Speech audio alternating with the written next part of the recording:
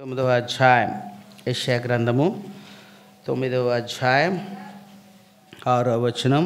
కలిసి ప్రార్థన చేసుకుందాం. కలిసి ప్రార్థన చదువుకుందాం. యెషయా గ్రంథం 9:6.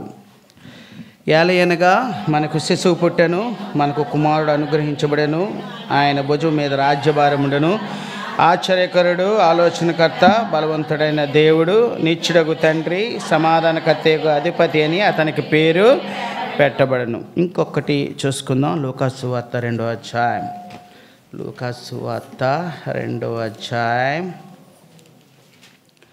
10-11. 10-11. లూకాసు సువార్త 2వ అధ్యాయం 10-11. అయితే ఆ దూత భయపడిపుడే, ఇదిగో ప్రజలకందరికీ కలుగబో మన సంతోషకరమైన సువర్తమానము నేను మీకు తెలియజేయుచున్నాను. దావీదు పట్టణం ముందు నేడు రక్షకుడు మీ కొరకు పుట్టి ఉన్నాడు. ఈయనే ప్రభువైన క్రీస్తు. ఇదే కదా ప్రస్తుతం ప్రపంచమంతటా సెలబ్రేషన్స్. క్రిస్మస్ ఈవ్ అని కూడా స్టార్ట్ అయిపోతుంది కొన్ని డినామినేషన్ చర్చెస్లో. అబ్రాడ్లో అయితే నవంబర్ ఫస్ట్ వీక్ నుంచే క్రిస్మస్ సెలబ్రేషన్స్ వరకు స్టార్ట్ అయిపోతుంది.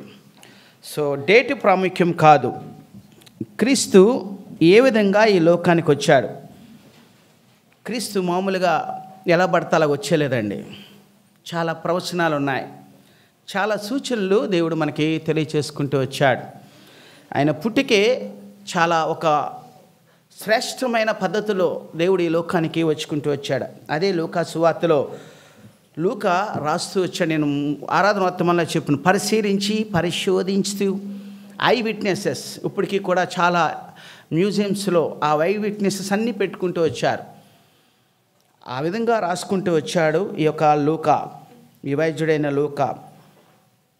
మనకి మలాకీ గ్రంథము 3వ అధ్యాయం. మలాకీ గ్రంథము లాస్ట్ అధ్యాయం 5-6 తీసి చదివిన వాళ్ళు ఎవరైనా చదవండి. రాగా కాదమ్మా,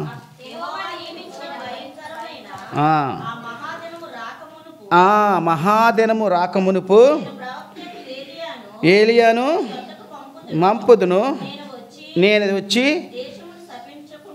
శపించకుండునట్లు తండ్రుల హృదయములను పిల్లల హృదయములను తిప్పును. ఇది ఎలిజబెత్ కుమారుడు గురించి ఇచ్చిన ప్రవచనం. లూకా ఈ మలాకీ గ్రంథాన్ని ఈ వచనంతో క్లోజ్ చేశాడు దేవుడు. మళ్ళీ లూకా గ్రంథంలో వరకు కూడా 400 సంవత్సరాల నిశ్శబ్దపు పీరియడ్ అంటారు, అంటే సమయం అంటారు. అంటే ప్రభు దగ్గర నుంచి ఏ విధమైన దర్శనం కానీ, ఏ విధమైన మాట కానీ, ఏ విధమైన దూత కానీ ఇప్పుడు మన దాంట్లో చెప్తే ఏ వాట్సాప్ కానీ ఏ మెయిల్ లేదు. 400 సంవత్సరాలు నిశ్శబ్దం తర్వాత ఆ పరలోకం నుంచి దేవదూత మొట్టమొదటిసారిగా ఒక మానవుడితో మాట్లాడిందే లూకా సువార్తలో రాయబడింది. మొట్టమొదటిగా ఎవరితో మాట్లాడాడు? జకర్యాతో మాట్లాడు, తర్వాత మరియతో మాట్లాడుకుంటాడు. జకర్యాతో మాట్లాడుతూ ఉన్నాడు, నీ ప్రార్థనలు నాకు విన్నాయి, నువ్వు నీతిమంతుడిగా ఉన్నావు, నీకు ఒక కుమారుడు పుడతాడు. ఆ కుమారుడు ఎలాగుంటాడు అన్నది లూకా సువార్త 1వ అధ్యాయం 17వ వచనంలో ఏదైతే ఉందో అది మలాకీ లాస్ట్ అధ్యాయం 5-6 ఇప్పుడు చదివాం కదా. ఆ యొక్క దినమున మిమ్మల్ని శపించకుండానట్లు పిల్లల హృదయమును తల్లిదండ్రుల వైపు, తల్లిదండ్రుల యొక్క హృదయమును పిల్లల తట్టు తిప్పి ఆయన యొక్క మార్గమును, ప్రభు యొక్క మార్గమును సరళం చేసేవాడు నీ కడుపు నుంచి పుడతాడన్నాడు. ఆ విధంగానే పుట్టుకుంటూ వచ్చాడు. అతనికి జాన్ అని పేరు పెట్టారు. ఈ జాను ఏ విధమైన ఆత్మ కలిగి ఉన్నాడు? ఏలి యొక్క ఆత్మను కలిగి ఉన్నాడు, ఆయన యొక్క శక్తిని కలిగి ఉన్నాడు. 30 సంవత్సరాల తర్వాత లూకా సువార్త 3వ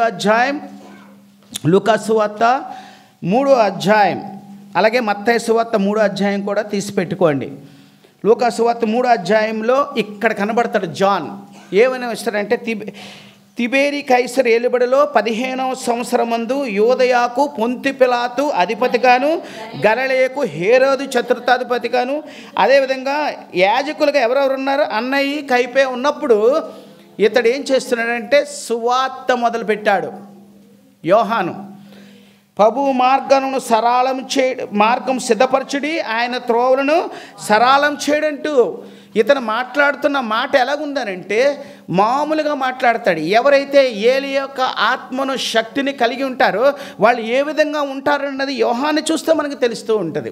ఈ మత్తయి సువార్తలో అతను మాట్లాడుతున్న 3వ అధ్యాయంలో, మత్తయి సువార్త 3వ అధ్యాయంలో మాట్లాడతాడు. అతను ఎవరిని వదలలేదు, ఎవరిని వదలడు. కానీ అతని డ్రెస్సింగ్స్ డిఫరెంట్గా ఉంది. ఒంటి రోమములు చుట్టుకున్నాడు, మొల చుట్టూ తోలు తట్టించుకున్నాడు. అతని తిండి కూడా డిఫరెంట్, తేనె మిడతలు. అతను స్పెషల్గా కనబడుతున్నాడు. దేవుని యొక్క మార్గం సరళం చేసే మనిషి ఎలా కనబడుతున్నాడు అంటే స్పెషల్గా కనబడుతున్నాడు. అతని డ్రెస్సింగు, అతని మాట ఎలాగుందంటే నోటిలో నుంచి వచ్చే ప్రతి మాటను కూడా మాట్లాడుతున్నప్పుడు అవతల మాట్లాడలేకపోతున్నాడు, ఏమీ చేయలేకపోతున్నారు. ఎవరెవరిని వదలలేదు, సద్దుకేయులను వదలలేదు. సద్దుకేయులను పరిశీలన సర్ప సంతానమా అంటూ ఉన్నాడు. రాబో ఉగ్రత నుంచి తప్పించేవాడు ఎవరు అంటూ ఉన్నాడు. అంతేకాదు ఇంకేమంటున్నాడు అంటే హేరోదును కూడా వదలలేదు. లాస్ట్లో హేరోదును కూడా లూకాసు వార్త 3వ అధ్యాయంలో 19వ వచనంలో హేరోదు చేసిన తప్పును కూడా ఖండిస్తూ వచ్చాడు. అంతేకాదు సైనికులు, అప్పట్లో ఇశ్రాయేలు రోమా యొక్క సైనికులు, ఆ సైనికులు వచ్చారు, వాళ్ళకి కూడా వదలలేదు. అంతేకాదు చాలామందిని సుంకరని వదలలేదు. ఆ చుట్టుపక్కల ప్రతి వారిని కూడా ఖండింపుతో వాక్యం చెప్తూ ఉన్నారు. అప్పుడు ఏమనుకున్నారంటే ఆ జనాంగం అంతా కూడా ఈ యొక్క 3వ అధ్యాయం 15వ వచనంలో ఒక మాట ఉంటుంది, చదవండి. ప్రజలు కనిపెట్టుచు ఇతడు క్రీస్తు అయి ఉండినేమో అని అందరూ యోహానును గూర్చి తమ హృదయంలో ఆలోచించుకుంటూ ఉన్నాడు. ఇతను ప్రత్యేకంగా కనబడుతున్నాడు, ప్రత్యేకంగా తింటూ ఉన్నాడు. ఇతని మాటల నుంచి వచ్చే ప్రతి మాట కూడా అవతల మనుషుల్ని మారుస్తూ ఉంది. ఇతని మామూలు పని ఏం చేయడంలే. ఇతను ఏం చేస్తున్నాడు, ఇతని యొక్క మాట ద్వారా అతను అక్కడ జరుగుతున్న కార్యక్రమం ఏం కలుగుతుందండి, అతను బాప్తీసం ఇస్తున్నాడు. 7వ వచనం చదవండి. అతడు తన చేత బాప్తీసము పొందవచ్చిన జన సమూహములను చూచి ఇతను ఏం చేస్తున్నాడు, సువార్త ప్రకటిస్తూ ఉన్నాడు, ఆ బాప్తీసం ఇస్తూ ఉన్నాడు. ఇతడే క్రీస్తేమో అనుకుని జనులందరూ అనుకుంటూ ఉండగా ఈయన రివీల్ చేస్తున్నాడు. ఎవరిని? ఒక్కసారి ఆ మాటను చదవండి. 16వ వచనం చదవండి. యోహాను, నేను నీళ్ళలో బాప్తీసం ఇచ్చుచున్నాను, అయితే నాకంటే శక్తిమంతుడు ఒకడు వచ్చుచున్నాడు, ఆయన చెప్పుల వారిని విప్పుటకైనను నేను పాత్రును కానంటాడు. ఇక్కడ చెప్పుల వారిని విప్పుటకైనను అంటాడు. మత్తయి సువార్తలో మోయిటకైనను నేను పాత్రును కాదంటాడు. ఇక్కడ రివీల్ చేస్తాడు ప్రభు అయిన యేసుక్రీస్తు ప్రభుని. ఇతనే క్రీస్తు అనుకుంటున్నారు జనాలు. ఇతని మాట చూసి, ఇతని యొక్క డ్రెస్సింగ్ చూసి, ఇతని యొక్క ఆహారపు అలవాట్లను చూసి, ఖండించే విధానం చూసి, వాక్యం చెప్పే స్థితిని చూసి ఇతనే క్రీస్తు అయి ఉంటాడేమో అని అనుకుంటూ ఉన్నారు. ప్రభు అయితే ఇతను ఏ పని మీద సిద్ధపరచబడ్డాడు అని అంటే ప్రభు మార్గాన్ని సిద్ధపరిచేవాడు. ఇక్కడ ప్రభుని రివీల్ చేస్తున్నాడు. ఒక శ్రేష్టమైన మాట, నాకంటే శక్తిమంతుడైన వాడు వస్తున్నాడు వెనకాల, అతని చెప్పులు విప్పుటకైనను పాత్రుడు కాదు. ఎంత శ్రేష్టమైన పుట్టుకంటే ప్రభుది. ఆయన మా పుట్టుకను గూర్చి లేదా ఆయన యొక్క పనిని గూర్చి సరళం చేసేవారిని ముందే సిద్ధపరుచుకుంటూ వచ్చాడు ఈ లోకంలో. యోహాను అదే చేస్తున్నాడు. ఇక్కడ రివీల్ చేస్తున్నాడు, నాకంటే శక్తిమంతుడు ప్రభు వచ్చాడు. అయితే ఆయన పుట్టుకను కూడా జ్ఞాపకం చేసుకుని, ఎందుకంటే ఈ బైబిల్ గ్రంథం అంటే నాకు ఎందుకు ఇష్టము అని అంటే ఇదంతా కూడా జియోగ్రాఫికల్గా ప్రూఫ్ అయిన మాటలే తప్ప అనవసరమైన మాటలు ఏమీ లేవు. ఈ బైబిల్ నాకు ఎందుకు ఇష్టమనంటే this is the world best seller. ప్రపంచంలో అత్యధిక అమ్ముడుకుపోయిన ఈ యొక్క బైబిల్లో శ్రేష్టమైన మాటలే మానవునికి 1600 సంవత్సరాలు రాయబడింది. 1600 సంవత్సరాలు రాయబడింది. దీంట్లో 66 పుస్తకాలు ఉన్నాయి. 40 రచయితలు రాశారు దీన్ని. ఈ 40 రచయితలు కూడా 12 దేశాల్లో ఉన్నారు వాళ్ళు. వీళ్ళందరూ కూడా డిఫరెంట్ టైమ్స్, డిఫరెంట్ సిచ్యువేషన్స్ ఎదుర్కొన్న వాళ్ళు. వీళ్ళందరూ కూడా ఒకరికి కూడా తెలిసిన వారు బహు తక్కువ మంది. 3 ఖండాలకు చెందిన వాళ్ళు వీళ్ళు. అంతేకాదు ఇది హీబ్రూ గ్రీక్ అంటే లాటిన్ భాషలో రాయబడింది. దాన్ని మనం ఆయా భాషలకు తర్జుమా చేసుకుంటాం. అత్యధికమైన భాషల్లోకి తర్జుమా చేయబడింది ఈ మాట. ఇటువంటి the best book in the Bible, best book in the world ఈ బైబిల్లో ప్రభు అయిన యేసుక్రీస్తుని గూర్చిన మాటలు ఈ కొత్త నిబంధనలో రాయబడింది. ఆయన వచ్చినప్పుడు మామూలుగా రాలేదండి. ఆయన ప్రవచనాలు ఉన్నాయి. ఈయన గురించి ప్రవచనాలు ఎన్ని ప్రవచనాలు ఉన్నాయంటే మోర్ దెన్ 354 ప్రవచనాలు ఉన్నాయి. స్ట్రైట్గా ఆయన పుట్టుక గురించి 12 ప్రవచనాలు ఉన్నాయి. అంతేకాదు ఆమె జీవితాంతము ఆయన ఏమేం చేస్తాడో, ఎలా చేస్తాడో, ఏం కార్యాలు చేస్తాడో 40 ప్రవచనాల దాకా రాయబడి ఉన్నాయి ఈ బైబిల్లో. ఈ ప్రవచనాల సూచనలు లేకుండా ఆయన ముందే చెప్పి ఉన్నాడు. యెషయా రాశాడు ఈయన గురించి ప్రవచనాలు. ఈ ప్రవచనాలు యెషయా ఈయన పుట్టుకకు ముందు 700 సంవత్సరాలకు ముందే రాశాడు. మీకా రాశాడు 500 సంవత్సరాలకు ముందే రాసుకుంటూ వచ్చాడు. చాలామంది మేరీ క్రిస్మస్, హ్యాపీ క్రిస్మస్ అని అంటే ఈయన పుట్టుకని సెలబ్రేషన్ చేసుకోవడానికి ఇష్టపడుతూ ఉంటారు. ఈయన ఆశామాషగా రాలేదు.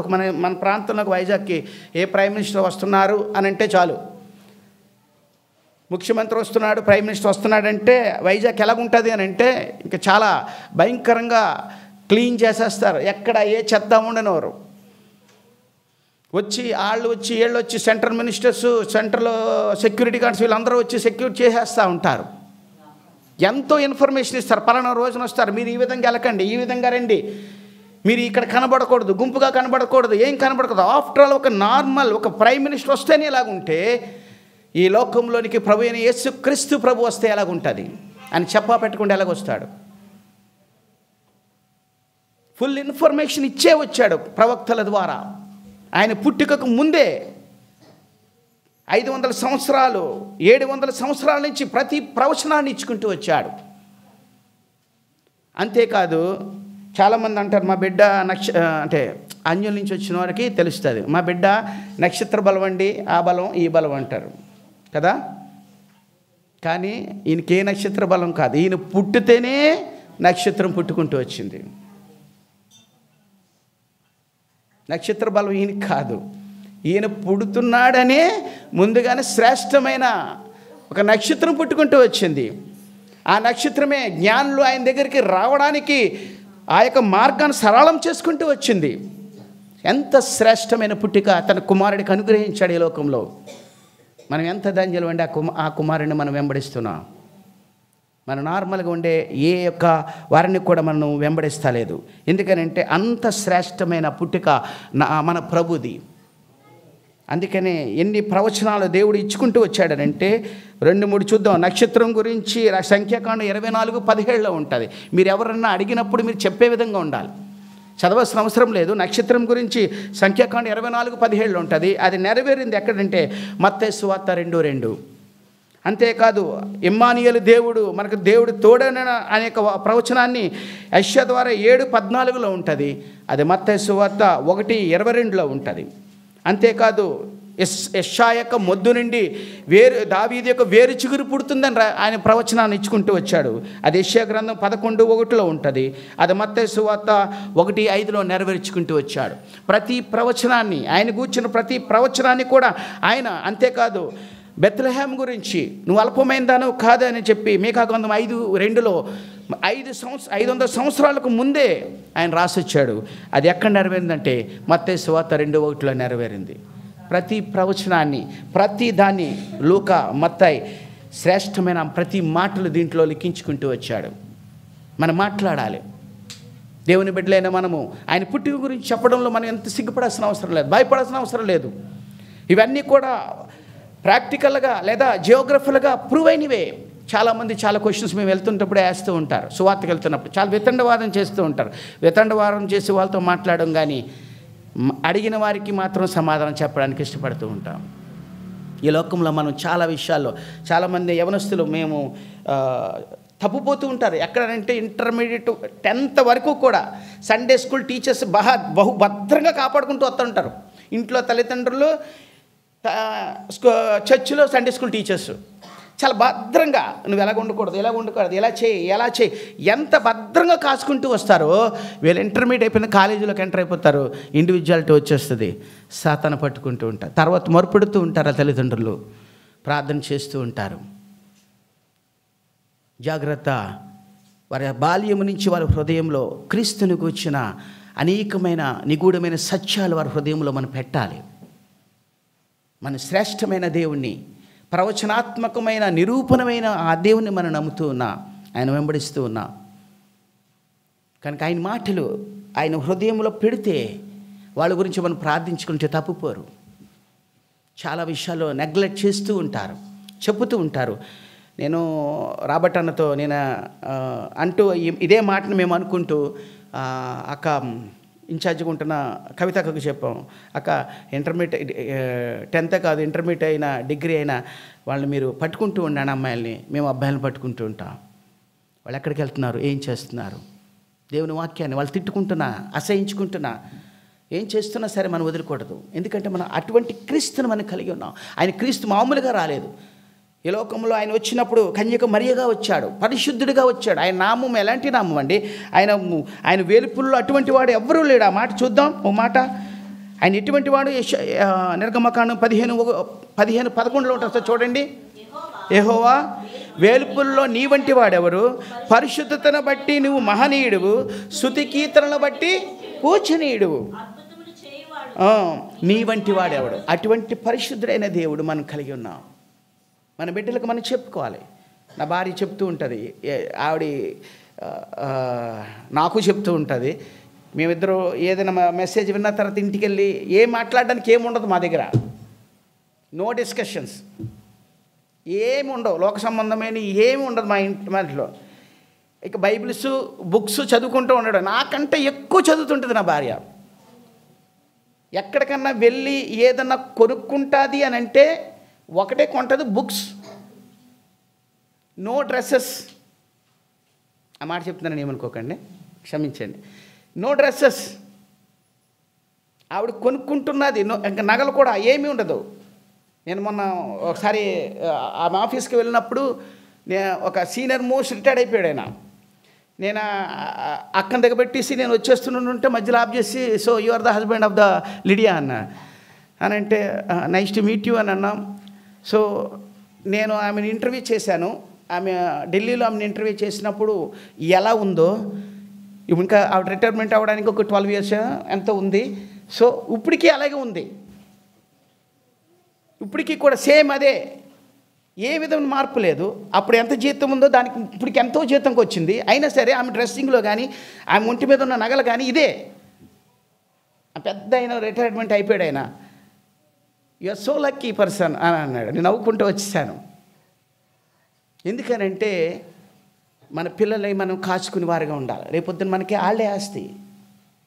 వారు దేవుని మార్గంలో నడవకుండా వేరే మార్గాల్లో వెలిగిపోతే దానివల్ల ఉపయోగం. రక్షకుడు ఈ లోకానికి పుట్టాడు, మరి మన కుటుంబంలో ఎప్పుడు పుడతాడు?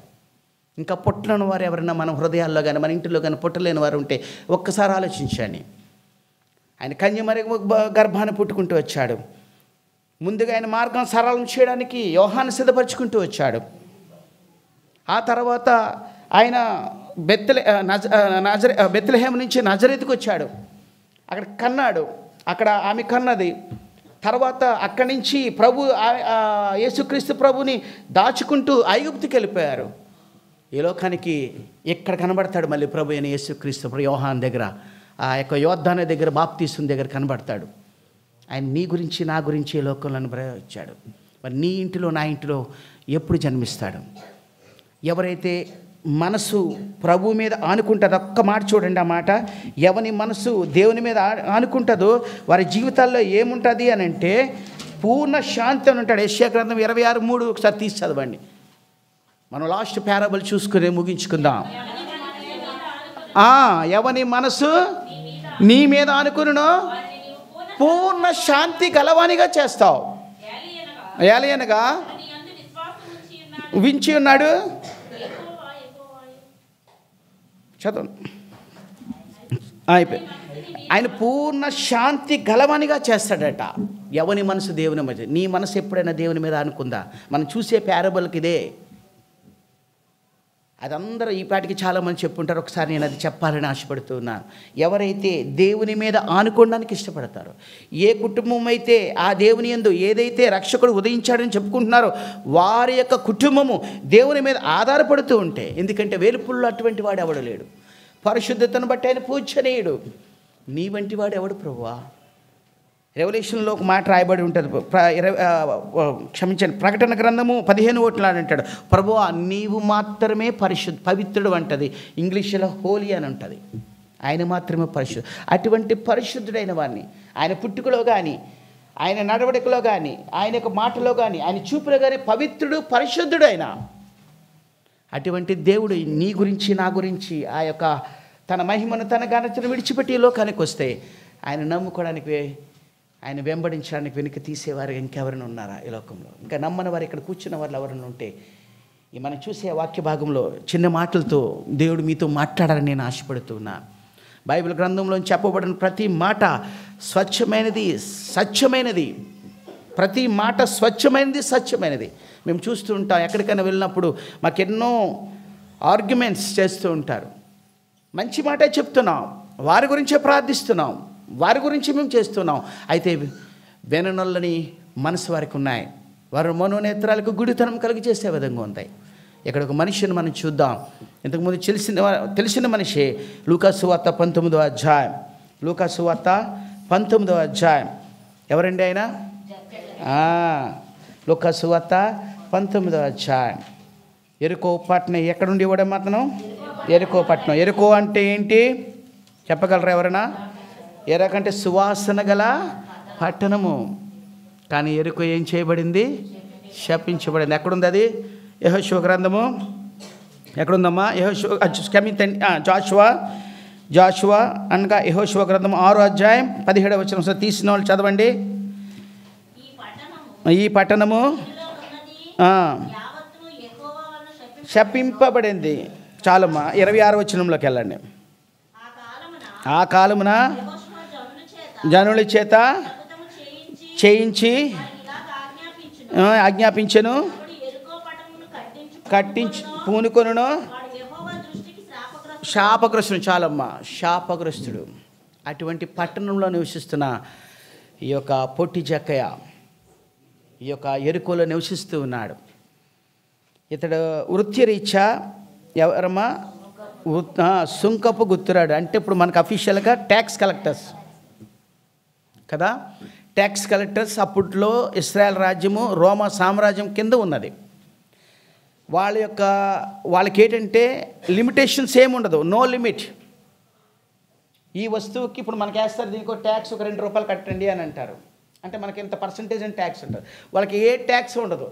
ఎవరైతే ఎక్కువగా కోట్ చేస్తారో, వేలంపాటు పెడతారో, ఆ వేలంపాటులో ఎవరైతే ఎక్కువగా కోట్ చేసి ఈ గవర్నమెంట్కి నేను ఎంత ట్యాక్స్ కడతాను అని అంటే వాళ్ళని ఏం చేస్తారు? ట్యాక్స్ కలెక్టర్గా పెడతారు. మనకైతే ఎగ్జామ్ రాయాలి, ఇంటర్వ్యూలు ఉంటాయి, ఇవన్నీ ఉంటాయి. వాళ్ళకి అదేమి ఉండదు. ఎవరైతే ఎక్కువగా కోట్ చేస్తారో వాళ్ళని ఏం చేస్తారు? ట్యాక్స్ కలెక్టర్గా పెడతారు. కానీ ఆ దినాల్లో ట్యాక్స్ కలెక్టర్స్ అంటే ద్వేషించేవారు ప్రజలు, పీడించేసేవారు అన్నమాట. వాళ్ళని పాపి కింద కూడా చూస్తారు. ఇక్కడ రాయబడిన 19వ అధ్యాయంలో 7వ వచనంలో అంటాడు, పాపి అయిన మనుష్యుని ఇంటికి వెళ్తున్నాడు. అంతేకాదు ఆ యొక్క పరిసయ్యుడు సుంకరి ప్రార్థనప్పుడు కూడా సుంకరి చేస్తాడు. నేను పాపినైనా నన్ను కరుణించు, నీ వైపు చూచుటకైనా తల ఎత్తడానికైనా నాకు. శుంకరి యొక్క స్థితి అది. కానీ వీళ్ళు ధనవంతులు, ఎక్కువగా ట్యాక్స్ కలెక్ట్ చేస్తూ ఉంటారు. వీళ్ళకి లిమిటేషనే లేదు, నో లిమిటేషన్స్. ఎవరిని ఏ మనిషి పేదవాళ్ళ, డబ్బున్న వాళ్ళ, వ్యాపారస్తుల, చిన్న వ్యాపారం, పెద్ద ఏముండదు. వాళ్ళు నిర్ణయించింది, ఎందుకంటే అక్కడ కట్టాలి గవర్నమెంట్కి వెళ్ళవు అందుకే యోహాన్ అంటాడు, ఈ సుంకరు వచ్చినప్పుడు నీకు నిర్ణయించిన దానికంటే ఎక్కువగా నువ్వు వసూలు చేయొద్దు అంటాడు. అటువంటి స్థితిలో ఉన్నాడు ఎవరు? ఈ యొక్క జక్కయ్య. ఇతను యూదుడే, ధర్మశాస్త్రం అంతా తెలుసు, తన జాతి అంతా కూడా వీళ్ళని ఏం చేస్తుందంటే ద్వేషిస్తూ ఉన్నదని రాయబడింది 19వ అధ్యాయంలో. కానీ రక్షణ లేనివాడిగా ఉన్నాడు. అయితే ప్రభు అయిన యేసుక్రీస్తు ప్రభు ఇతని యొక్క స్థితిని జ్ఞాపకం చేసుకున్నాడు. ఒకప్పుడు మన స్థితి కూడా అదే. ఎంత అన్యాయస్తుడిగా, ఇతను అన్యాయస్తుడు అని రాయబడింది. మనం కూడా అదే కోపం చెందుతాం.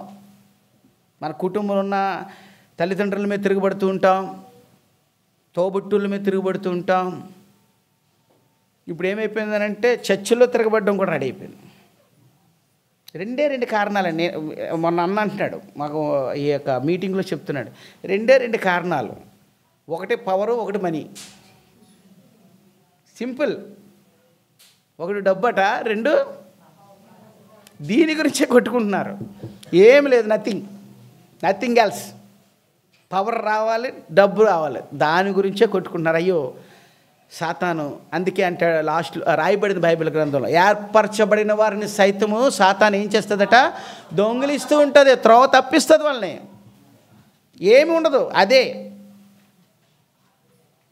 ఈ అన్యాయస్తుడైన వాడు ఎరికో శపించబడిన దాంట్లో, ఇదే ఎరికోలో కూడా మన బైబిల్ గ్రంథంలో రాయబడి ఉంటుంది. ఎరికోలో ప్రయాణం చేస్తున్న మనుషుని ఏం చేస్తారు, కొట్టి దోచుకుంటారు. అటువంటి పరిస్థితుల్లో, అటువంటి ప్రాంతంలో ఉన్న ఈ మనిషి అన్యాయస్తుడే, పాపి అయిన వాడే, తన సొంత జాతి లేదా సొంత కులము ద్వేషిస్తూ ఉన్న మనిషి ఇతను. శాంతి సమాధానం లేకుండా ఉన్నది. చాలామందికి ధనము ఒక్కటే శాంతి అనుకుంటారు, కానీ దానివల్ల సెక్యూరిటీ ప్రాబ్లమ్స్ వస్తాయి వీళ్ళకి. ధనవంతులైన వారు ఫ్రీగా ఎక్కడికి తిరగలేరు. చూడండి, ఇప్పుడు కొత్తగా బౌన్సర్స్ పెడుతున్నారు, వాళ్ళకి కాపాడే వాళ్ళని పెట్టుకుంటున్నారు. ధనం పెరిగే కొలది ఫ్రీ ఉండదు. దేవుని బిడ్డలైన వారికి ఒక్కరికే క్రీస్తు యేసు నామమున మాత్రమే వాళ్ళకి స్వేచ్ఛ ఉంటుంది. ఎక్కువ ధనము కూడా మంచిది కాదు. అందుకనే ధనవంతులు దేవుని రాజ్యములో దేని చెప్పాడు ఎగ్జాంపుల్ అమ్మా, దూరుతుందమ్మా, దూరుతుందా? కానీ వాళ్ళే ఒంటేనా దూరచ్చు, కానీ ఆ మాట అసలు అనడానికి కూడా మనకి, కానీ దాని గురించే కొట్టుకుంటూ ఉంటారు. ఇక్కడ అదే స్థితిలో ఉన్నాడు ఇక పొట్టి జక్కయ్య. ఈ జక్కయ్య యొక్క పరిస్థితి కూడా చాలా భయంకరమైన స్థితి. ఎవ్వరూ నన్ను దగ్గరికి రానిస్తలేదు. కానీ విన్నాడు ప్రభు అయిన యేసుక్రీస్తుని గూర్చిన, ఆయన పుట్టుకను గూర్చి, ఆయన చేసిన పరిచర్య అంతా చూస్తున్నాడు.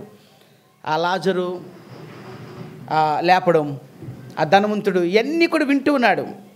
ఆయనలో ఒక మాట, ఒక ఆలోచన వచ్చింది, ఒక ఆశ వచ్చింది. అదే ఆశ అంటే ప్రభుని చూడాలి.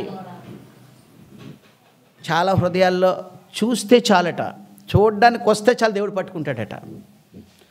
ప్రభుని నేను చూడాలి, ఆ ఆశను చూసేవాడిగా ఉన్నాడు. ఎందుకంటే మానవుని యొక్క హృదయ యొక్క ఆలోచనలన్నీ కూడా ఆయనకి తెలుసు. హృదయ పరిశోధకుడు ఆయన. నీ హృదయంలో, నా హృదయంలో ఏముందో అది ఆయనకు అన్నీ తెలుసు. నువ్వు కూర్చుండుట, నువ్వు లేచుట, సమస్తము నాకు తెలుసు అంటున్నాడు ఆయన. నేను మీ గురించి నేనేమనుకుంటున్నా, నా గురించి మీరేమనుకుంటున్నారు, అన్నీ కూడా ఆయనకి తెలుస్తూనే ఉన్నాయి. చాలామంది అనుకుంటూ ఉంటారు, అదే ప్రభు పెద్దలైన వాళ్ళు లేకపోతే పరిశుద్ధులైన వారు చెప్తూ ఉంటారు, అమ్మా నువ్వేమనుకుంటున్నావో నాకు తెలియదు, కానీ దేవునికి మాత్రం తెలుసు. కనుక మన బల దగ్గరికి వచ్చినప్పుడు మనల్ని ఏం చేస్తూ ఉంటారంటే, నిన్ను నీవు స్వపరీక్ష చేసుకోమంటాడు, కానీ ఇంకొకరిని పరీక్ష చేయమని అనరు. ఒక్కసారి జ్ఞాపకం చేసుకుందాం. ఈ యొక్క జక్కయ్య యొక్క పరిస్థితి ఏంటంటే ఆశ, ప్రభుని చూడాలనే ఆశ. ఆ ఆశే ప్రభును తన దగ్గరికి రప్పించింది. చూడలేదు, పొట్టివాడైనందున వాళ్ళని దాటుకుంటూ వెళ్ళలేకపోయాడు. మేడి చెట్టు ఎక్కుకుంటూ చూస్తున్నాడు ప్రభుని, ఆశతో చూస్తున్నాడు.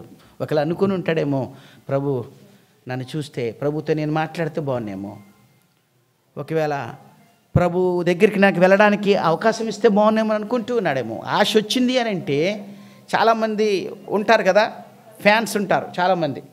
ఒక్కొక్కరికి ఒక్కొక్క రోల్ మోడల్స్. చాలా చింతించాల్సిన విషయం అది.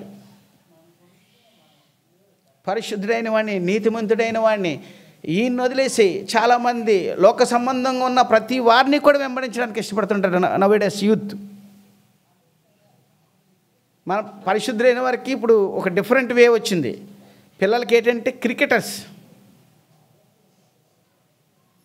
క్రికెటర్స్, సినిమా వాళ్ళు కాదు కానీ ఎందుకంటే చూపరు కాబట్టి క్రికెటర్స్ లేకపోతే ప్లేయర్స్. మన రోల్ మోడల్ ప్రభువే ఉండాలి. ఆశ ప్రభు మీద ఉండాలి. మనం ఎవరి మనసు ప్రభు మీద ఆనుకుంటుందో ఆయన పూర్ణ శాంతికి. ఎప్పుడు వస్తుంది పూర్ణ శాంతికి? నీకు సమస్త సమృద్ధి దేవుడు అనుగ్రహించేవాడేవాడు, కాపాడువాడే ఉండాలి. నీ హృదయంలో ఏదైతే అనుకున్నావో, నీ హృదయంలో అనుకున్నదే విని ఆయన చేసేవాడుగా ఉన్నాడు. ఒక్కసారి ఆ యొక్క మనసుని జ్ఞాపకం చేసుకుని ఆ చెట్టు దగ్గరికి వచ్చి పిలిచిన విధానం బాగుంటుంది. నాకు చాలా బాగా నచ్చి ఉంటుంది. 6వ వచనం చదవండి అమ్మా. 5 నుంచి చదవండి. చూచి జక్కయ్య త్వరగా దిగుము, నేడు నేను నీ ఇంట ఉండవలసిందాన్ని అతనితో చెప్పగా దిగి సంతోషముతో ఆయనను చేర్చుకొనెను. నేను చెప్పాను కదా, ఆశతో వెళ్ళాడు. చూడడానికి అవకాశం లేదు. మేడి చెట్టు ఎక్కాడు. ప్లాన్ ఏ ఫెయిల్ అయింది. ప్లాన్ బిలోకి వెళ్ళాడు. మేడి చెట్టు ఎక్కాడు. ప్రభు ఇదంతా గమనిస్తూ ఉన్నాడు.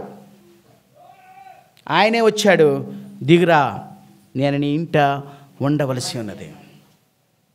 నువ్వు ఒక్క అడుగు వేస్తే ఆయన ఎన్ని అడుగులు వేసి రావడానికి ఆయన ఇష్టపడుతూ ఉన్నాడు. నీ జీవితంలో ఈ అవసరం, ప్రభువా నేను నీ గురించి ఇది చేయాలనుకుంటున్నాను, నన్ను సిద్ధపరచు అని అంటే చాలు, ఆయన త్రోసివేయడు. ఎంతమంది ఆయన దగ్గరికి వస్తారో ఎవరిని త్రోసివేయడు. ఆయన వచ్చాడు, ఆయన ఇంటికి వెళ్ళాడు. అందరు పాపి అయిన వాడి ఇంటికి వెళ్తున్నాడు అని అన్నారు, కానీ ప్రభు లెక్క చేయలేదు. రాగానే ఒక అతిథి మన దగ్గరికి వచ్చినప్పుడు, మామూలు అతిథి వస్తేనే ఒక విధంగా చూస్తాం కదా. ఇక్కడ సాక్షాత్తు ప్రభు వారి ఇంటికి వెళ్ళినప్పుడు అసలు ఏం చేయాలండి? ఆయన కూర్చోబెట్టి అన్ని సపర్యలు చేయాలి. కానీ ఇక్కడ డిఫరెంట్ మారిపోయింది. ఆయన్ని చూసే విధానమే మారిపోయింది. ఆయన చూసే విధానంలో ఏం చేశాడు? ఆయన చూడడం మానేసి ఆయన ఇంకొక విధంగా మారిపోయాడు. ఒక్కసారి తీసి చదవండి. జక్కయ్య 8వ వచనం, నిలవబడి ఇదిగో ప్రభువా నా ఆస్తిలో సగము బేదలకు ఇస్తున్నాను, నేను ఎవని యొద్ద అన్యాయముగా అదే ఆయనకి ఏం అవుతావు ప్రభువా, ఏం తింటావు ప్రభు అని అడగాలి. యాక్చువల్గా అలాగ అడగడం మానేసి ఆయనలో మార్పు వచ్చింది. ఎప్పుడైతే ఆ ఇంటిలోనికి ఆయన వచ్చాడో మన హృదయము, ఆ ఇంటిలో ఉన్న ప్రతి పరిస్థితి కూడా దేవుడు తన ఆధీనంలో తీసుకున్నాడు. ఇప్పుడు జక్కయ్య ఎవరి ఆధీనంలో ఉన్నాడు అని అంటే ప్రభు యొక్క ఆధీనంలో ఉన్నాడు. ప్రభు ఏదైతే మనసు కలిగి ఉన్నాడో ఆ మనసు ఇప్పుడు జక్కయ్యకి వచ్చింది. ఎక్స్చేంజ్ అయింది. ఆ మనసు అంతా కూడా మార్పు చెంది ఉన్నాడు. ప్రభుకి ఏ విధంగానూ కూడా నువ్వేం చేస్తావు అన్నది ఆయనకు అవసరంలా. ఆయన ఎప్పుడు కూడా తన ప్రజలను గురించే ఆలోచిస్తాడు. ఆయన గురించి కానీ ఆయనకి ఇది కావాలి, ఆయనకు ఇల్లు కట్టుకోవాలి, ఈ కట్టుకోవాలి, అసలు ఆ స్వభావమే లేదు ఆయనకి. దేవుని బిడ్డలైన వారి మనసు ఎప్పుడు అలాగే ఉండాలి. ఎందుకనంటే మనం ఈ దేశంలో ఈ యొక్క భూమి మీద మనం యాత్రికులం. ఎప్పుడు మన యొక్క దృష్టి ఆ పైన వాటి మీదే ఉండాలి. అందుకనే ప్రభు ఏదైతే మనసు కలిగి ఉన్నాడో ఆ మనసు ఇప్పుడు ఎవరికి వచ్చేసింది? జక్కయ్యకి వచ్చింది. ప్రభువా నా ఆస్తి నాకు అక్కర్లే, సగం నేను బేదలకు ఇచ్చేస్తున్నాను, ఎవరి దగ్గర అన్యాయంగా చేస్తున్నాను వారికి నేను 4 ఇచ్చేస్తున్నాను. ఒప్పుకుంటున్నాడు తన పాప స్థితిని, తన అన్యాయపు స్థితిని అతను ఏం చేస్తున్నాడు?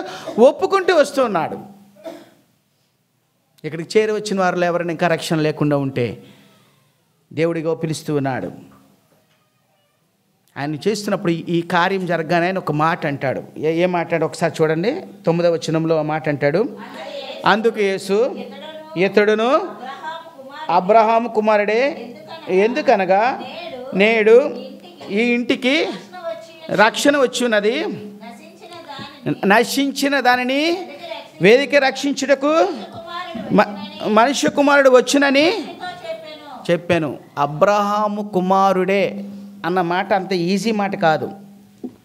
అబ్రహాము 2 జనాంగాలకు తండ్రి. ఆ ఫ్యామిలీలో చేర్చబడడం అంటే ఆషామాషి కాదు. అబ్రహాము 2 జనాంగాలకు, అరబ్స్కి, యూదులకి అతడు తండ్రి. అంతేకాదు 3 మతాలకు అతను అధిపతి. మ్యాక్సిమం అబ్రహాము బిడ్డలందరూ కూడా 2/3 అంటే 100% అంతా ఆశీర్వదింపబడిన వారే.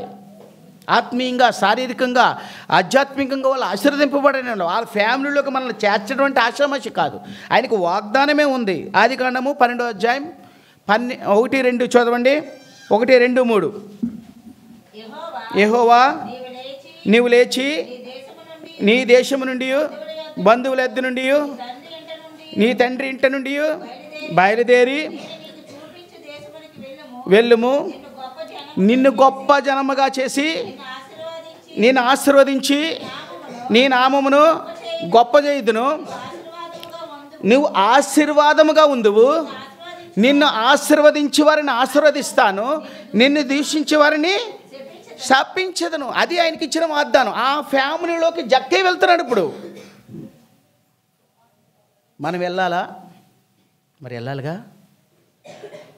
అబ్రహాము ఫ్యామిలీలోకి వెళ్ళడానికి చాలామంది బిడ్డలను ఇచ్చేటప్పుడు గొప్ప వాళ్ళని సెలెక్ట్ చేసి మరీ పంపిస్తారు.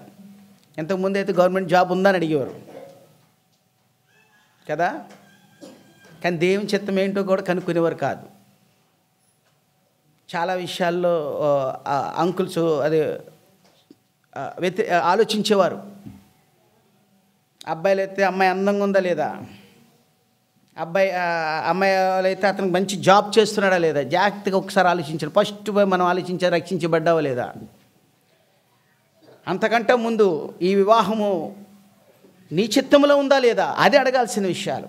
అలాగుంటే కుటుంబాలు ఆశీర్వదింపబడతాయి. నేను దైవజన్ కుమారుడిని చిన్నప్పటి నుంచి అల్లరి ఎక్కువ మాట్లాడితే నన్ను ఏం అనలేక తీసుకెళ్ళి హెబ్రోన్ పంపించేవారు. హెబ్రోన్ వెళ్ళి పంపించేది అక్కడ అంతా పని చేయించుకుని చేసేవారు. నా వివాహం విషయంలో కూడా నా సెలక్షన్ ఏమి ఉండేది కాదు. మా నాన్నగారు చెప్పారు, ఈ యొక్క అమ్మాయిని చూశాను, ఈ అమ్మాయి నీకు దేవుని చిత్తంలో ఉన్న స్త్రీ చేసుకో అన్నాడు. అంతే నాకు చెప్పింది. నేను ఒకటే మాట, నా అమ్మాయి నల్లగా ఉంది, నాకు వద్దు, నా వల్ల కాదు అన్నాను. ఎంఎస్సీ చదువుతున్న, గీతంలో చదువుతున్నాడు, నా వల్ల కాదు వదిలే అన్నాను మా నాన్నతో. డైరెక్ట్ మాటలు అనమాట మనది. ఇంకా డైరెక్ట్గా నాంచడాలు గీంచడాలు ఏమి ఉండవు మనకి. నా వల్ల కదా డాడీ, కానీ ఇచ్చి మనకి ఏది మన వల్ల కాదని చెప్తున్నాను.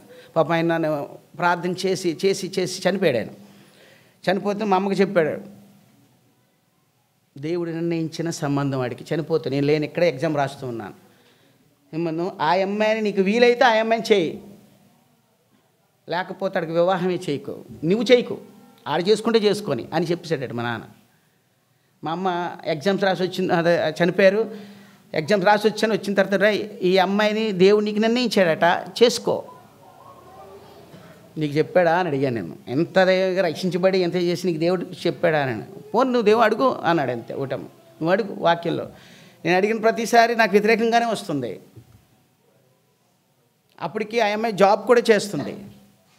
నేను అడిగాను, అయితే సార్ అన్నారు, నాన్నగారు చనిపోయారు కదా, ఇప్పుడు చూడడానికి అవతలే, ఒక 1 year ఆగండి, ప్రాబ్లం లేదన్నాను నేను. 1 year ఆగండి, తర్వాత చూద్దాం, ఈ లోపల మనం చూద్దాంలే అని అనుకున్నా. ఒక 1 year ఎస్కేప్ అయిపోతాం కదా అనుకున్నా. అడిగాము, వెళ్ళిపోయా అంటే లేదు అమ్మాయిని ఒకసారి చూడండి, తర్వాత లేదు మనం వెళ్ళి చూడాలిరా, వైజాగ్ వెళ్ళి చూడాలి అని. మేము రాజమండ్రిలోను, మన వైజాగ్ వెళ్ళి చూడాలి కనుక చూద్దాం అని అంటే నేను రాను అని చెప్పాను. అని ప్రార్థన చేయడం వచ్చాను. యుద్ధంలాగా కండిషన్లు పెట్టడం మొదలెట్ట. మనం వెళ్ళి చూడాలి అని అంటారు కదా, కాదు వాళ్ళే వచ్చి మనం చూసుకోమని చెప్పాను అన్నాను నేను. ఒరే తింగర పనులు చేయకూడదు, ఇలాంటి పద్ధతికి మించి మనం వెనక ముందు వెనక చేయకూడదు, అలా రారు, అమ్మాయి నీళ్ళు మనమే చూసుకోవాలి, మనం అమ్మాయిని చూసుకోవాలి, వాళ్ళకి ఇష్టమైతే రమ్మని లేకపోతే మానేయమని చెప్పు అని అన్నాను నేను సింపుల్గా. ఇదే మాట పాపం మా అత్తగారికి చెప్తే అలాగన్నాడండి అబ్బాయి. సరేలే అని చెప్పేసి మళ్ళీ ఫోన్ చేస్తానని చెప్పేసి మళ్ళీ వాళ్ళు ప్రార్థన చేసుకుని, అలా కాదండి రాజమండ్రిలో మా అన్నయ్య ఉన్నాడు, ఫస్ట్ కండిషన్ దేవునికి పెట్టింది అదే, నీకు ఇష్టమైతే ప్రభువా నాకు వాళ్ళని వచ్చి చూసుకోమని నేనైతే వెళ్ళి చూడన్నాను అని మనసులో అనుకున్నాను. మా అమ్మకి అదే చెప్పాను. ఆలోచించేటికి ప్రభు మాట్లాడినట్టున్నాడు. మా అన్నయ్య గారు అబ్బాయి, మా అన్నయ్య గారు అక్కడ ఉన్నారు, అక్కడికి అమ్మాయిని తీసుకుని వస్తానండి, కారు పంపిస్తాను వచ్చి చూసుకోమనండి అని అన్నాడు. అప్పుడే కొట్టింది కొద్దిగా, కానీ దేవుని గురించి తెలుసు, కానీ కొంత అప్పుడే అనిపించింది. మళ్ళీ వెళ్ళి ఇంకా అప్పుడు అనుకో రెండో కండిషన్, ప్రభువా చాలా మొక్క మీద మాత్రం చాలా పెయింటింగ్లు వేయకూడదు, మరి ముందే చెప్తున్నాను నేను, అమ్మాయిని తయారు చేయకూడదు, ఆ అమ్మాయి ఎలాగుందో నేను చూస్తాను కదా అలాగే ఉండాలి, మంచి మంచి డ్రెస్సులు వేసి నగలు పెట్టేసి పెయింటింగ్లు ఏం వేయకూడదు. ముందే చెప్తున్నాను నీకు ముందే. అలాగుంటే మాత్రం వెంటనే తిరిగి వచ్చేస్తాను. అలాగొద్దు, ఆ అమ్మాయి అలా ఉండకూడదు, కాటన్ శారీ కట్టుకొని ఉంటే చాలు అని అన్నాను. ఎందుకంటే ఇది జరగదు. ఎందుకంటే పెళ్ళిళ్ళు అసలు క్వశ్చనే లేదు అది. ఎందుకంటే మన వాళ్ళు అసలు తెల్లరిగిపోతారు ఇంకా దాని విషయంలో. మరి అందుకని నేను ఇంకా ఇలాగెళ్ళి కూర్చున్నాను. నేను వచ్చి ఏదో పని మనిషి వచ్చి ఇస్తున్నట్టు అనుకున్నాను. నేను తీరా చూసుకొని కాటన్ శారీ కట్టుకుని సింపుల్గా చిన్న పౌడర్ రాసుకొని ఇప్పుడు మీరు బయట చూస్తే ఎలాగ ఉంటుందో అప్పుడు అలాగే ఉంది. అలాగే వచ్చి చూపించారు. ఇంకొక మూడో కండిషన్ ఉంది, కానీ ఆ మూడో కండిషన్ కూడా ప్రభువుకి పెట్టడానికి నాకు ఇష్టం లేదు. ఎందుకనంటే ప్రభుతో ఎక్కువగా వారు చేయడానికి ఇష్టపడకూడదు మనం. మరి ఆయన కొట్టడం మాత్రం అనగదొరకడం మొదలెడితే ఇంకా మరి తిరిగి లేవలేం కదా. అప్పుడే అనుకున్నా, ప్రభువా దిస్ ఈజ్ యువర్ చాయిస్, నా చాయిస్ కూడా ఇదే. ఇంకా కనుక నేను నీ మాటను వ్యతిరేకించను. నా జీవితంలో ఆ అమ్మాయిని చేసుకోవడం వలన శాంతి ఎక్కువ ఉంది. నాకు పరిచయం చేయడానికి ఏ విధమైన కండిషన్స్ లేవు. నువ్వు వెళ్ళిపోతే ఈ కుటుంబాన్ని ఎవరు చూసుకుంటారు? నీకు ఉద్యోగం చేస్తే చేయండి, లేకపోతే లేదు. అంత దేవుడు ఎందుకు ప్రభు సిద్ధపరచుకుంటూ వచ్చాడంటే ప్రతి మార్గాన్ని మనం ఈ ఫ్యామిలీలోకే ఉండడానికి ఇష్టపడాలి. అబ్రహాం ఫ్యామిలీ అంటే ఆషామాషి కొరకు, దేవునికి ఇష్టమైన ఫ్యామిలీ. మనం అటువంటి ఫ్యామిలీతో వియ్యమందడానికి ఇష్టపడుతూ ఉండాలి. అబ్రహాం ఫ్యామిలీలో ఉన్న ఆ యొక్క ఆధిక్యత ఈ జక్కేకి వచ్చింది. మన కుటుంబాల్లో కూడా అబ్రహాం యొక్క కుటుంబంలోనికి మనం వెళ్ళాలి అని అంటే దేవుని మన ఇంటిలోనికి తీసుకుని రావాలి. నశించిన దానిని వెదక రక్షించడానికి ఈ లోకంలో ఆయన పరిశుద్ధుడిగా కన్యమరి యొక్క గర్భంలో పుట్టుకుంటూ వచ్చాడు. మరి నీ హృదయంలో ఎప్పుడు పుడతాడు? నీ ఇంటిలో ఎప్పుడు పుడతాడు? పుట్టడానికి నువ్వు అవకాశం ఇస్తున్నావా? జక్కే కలిగిన ఆశను, ఆ యొక్క ఆశను ఆయన చూడడానికి ఇష్టపడుతున్నాడు. మరి నీ హృదయంలో ఉందా ఆయన నీ యొక్క ఇంటికి చేర్చుకోవాలని? నువ్వు చేర్చుకుంటే నువ్వు అబ్రహాం యొక్క కుటుంబంలోనికి వెళ్తావు. నువ్వు ఆశీర్వదింపబడిన కుటుంబంలోనికి వెళ్తావు. నీ ధనము, నీ కులము, నీకు కలిగిన సమస్తము, కొంతమంది అందాన్ని బట్టి, కొంతమంది ధనాన్ని బట్టి, కొంతమంది తన కుటుంబాన్ని బట్టి, తనకున్న బలగాన్ని బట్టి ఆశ్రయిస్తుంటారు. అవి ఏమి కూడా నీ జీవితంలో శాంతి సమాధానం ఇవ్వదు. ఇదిగో ఈ అబ్రహాం యొక్క వంశంలోనికి నువ్వు చేరితే, ప్రభు అయిన యేసుక్రీస్తు ప్రభు నీ హృదయంలోనికి, నీ ఇంటిలోనికి నువ్వు రప్పిస్తే అది నీకు పూర్ణ శాంతిగా వస్తుంది. మరి ఆ విధంగా ఉండడానికి నువ్వు ఇష్టపడుతున్నావా? నువ్వు ఇష్టపడాలని మేము ఆశిస్తున్నాం. ఈ యొక్క 2024 డిసెంబర్ 25వ తారీఖుని నీ ఇంటిలో క్రిస్మస్ చేసుకుంటున్నాం. ఓకే, మరి నీ ఇంటిలో నీ హృదయంలో దేవుడు ఉన్నాడా? ఉంటే నువ్వు ఆశీర్వదింపబడతావు అనుకుంటావు. ఒకవేళ ఆ విధంగా లేకపోతే ఒకసారి నాతో ఏకీభవించి మోకాళ్ళలోనికి వస్తే ప్రార్థన చేస్తాం. ప్రభువా జ్ఞాపకం చేసుకోండి, ఎవరైతే ఇంకా రక్షించబడలేదో వారి హృదయాల్లో, వారి ఇంటిలో దేవుడు లేడు, వారితో దేవుడు మాట్లాడతాడు. ఒక్కసారి జ్ఞాపకం చేసుకోండి, ప్రార్థనలు ఏకీభవించండి. అబ్రహాము యొక్క కుటుంబంలో నీవు కలిసి ఉండాలి. నువ్వు ఆత్మీయంగా, శారీరకంగా, ఆధ్యాత్మికంగా ఆశీర్వదింపబడాలని మేమందరూ ఆశిస్తున్నాం.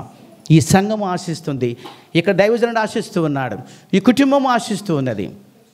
అది ఒక్క దేవుని యొక్క నామములోనే, ఆ కుటుంబంలోనే నీకు ఆ శాంతి సమాధానం. నువ్వు ఆశీర్వదింపబడతావు. నిన్ను ఆశీర్వదించేవారు ఆశీర్వదింపబడతారు. నువ్వు చేస్తున్న పనులు ఆశీర్వదింపబడతాయి. ఆ విధంగా ఉండాలి. ఆ విధంగా ఉండాలని మా యొక్క ఆశ.